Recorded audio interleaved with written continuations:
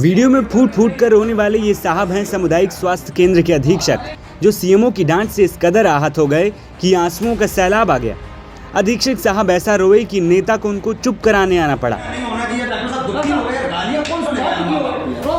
Video में आप देख सकते हैं कि अधीक्षक साहब को एक बुजुर्ग गले लगाकर चुप कराता नजर आ रहा है। दरअसल यूपी के औरैया जिले का एक वीडियो सोशल मीडिया पर वायरल हुआ, जिसमें मुख्य चिकित्सा अधिकारी ने सामुदायिक स्वास्थ्य केंद्र के अधीक्षक को फोन पर जूता मारने की बात कही, जिसके बाद उनको ये बात इतनी बुरी लगी कि वो जोर जोर से रोने लगे। वायरल वीडियो में सीएचसी अधीक्षक अपने सरकारी ऑफिस में बैठकर बच्चों की तरह रोते दिखाई दे रहे हैं। पास में ही बैठे स्थानीय बीजेपी नेताओं ने उन्हें समझाने की कोशिश की। साथ ही सीएचसी अधीक्षक बीजेपी से सदर विधायिका को अपनी पीड़ा फोन पर बता रहे हैं कि उन्हें किस तरह से मारने की धमकी मिली। इस पूरे मामले पर औरैया के सीएमओ सुनील कुमार वर्मा ने खंडन करते हुए अधीक्षक द्वारा लगाए गए आरोपों को बेबुनियाद बताया है। सुनील कुमार वर्मा ने बताया कि सामुदायिक स्वास्थ्य केंद्र के निरीक्षण के दौरान कई खामियां सामने आई थी, जिसको लेकर अधीक्षक साहब को सीएमओ ने डांट लगाई थी। साथ ही सीएमओ का कहना है कि हिदायत के दौरान किसी भी प्रकार की अभद्र भाषा या जूतों से मारने की बात नहीं कही गई थी। सर, सीएचसी अधीक्षक अयाना के द्वारा सीएमओ औरैया पर एक आरोप लगाया कि उन्होंने फ़ोन पर अभद्र भाषा का प्रयोग किया, जूते से मारने की बात कही है, क्या कहना है आपका? ये कथन पूर्णतया असत्य है, भ्रम फैलाया जा रहा है। मैं जब से यहाँ जनपद में आया हूँ तब से मैंने अपने अधीनस्थ अधिकारियों से, सुपरिटेंडेंट से और सभी कर्मचारियों से इस जनपद में अच्छी से अच्छी स्वास्थ्य सेवाएं देने के लिए तीव्र गति से काम करने की अपेक्षा करी और मैं खुद भी करता हूँ।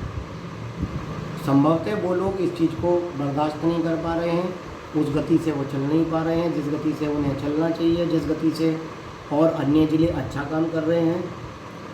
कल के प्रकरण में मैं यही कहूँगा कि अयाना क्षेत्र के एक प्राथमिक स्वास्थ्य केंद्र है शहाबदार, वहाँ का जब हमने भ्रमण किया तो हमने देखा कि वहाँ पर अति प्राथमिक स्वास्थ्य केंद्र लिखा हुआ था, जबकि अब सभी प्राथमिक स्वास्थ्य केंद्र हैं, कोई अति प्राथमिक स्वास्थ्य केंद्र शब्द बचा ही नहीं है।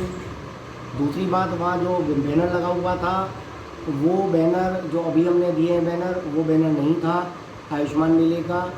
और आप देखिए कि ये वर्तमान डीएम के पहले एक डीएम भी चले गए श्रीवास्तव जी, उसके पहले के डीएम श्री सुनील कुमार वर्मा जी जो है वो वहाँ डीएम थे, उनके समय का बैनर वहाँ पर लगा हुआ था। उसे देख करके हमें बुरा लगा कि इतना पुराना बैनर लगा रहे हैं और नया बैनर जो हमने भिजवाया वो नहीं लगा रहे। फार्मासिस्ट ने कहा हमें बैनर नहीं मिला ये चीज़ से। फिर अंदर गए तो वार्ड में ऑक्सीजन सिलेंडर खाली था, उसके लिए हमने निर्देश दिए फार्मासिस्ट को कि ऑक्सीजन सिलेंडर भरवा लें। आप बाहर 3-3 फुट की कम से कम झाड़ियाँ पूरे कैंपस में फैली हुई थी।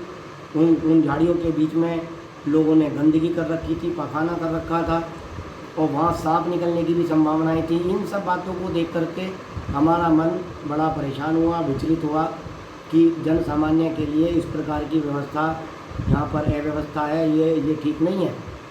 तब हमने चिकित्सा अधीक्षक को फ़ोन पर बात करी, इन अव्यवस्थाओं के बारे में बताया तो वो संभवतः इन बातों से विचलित हो गए।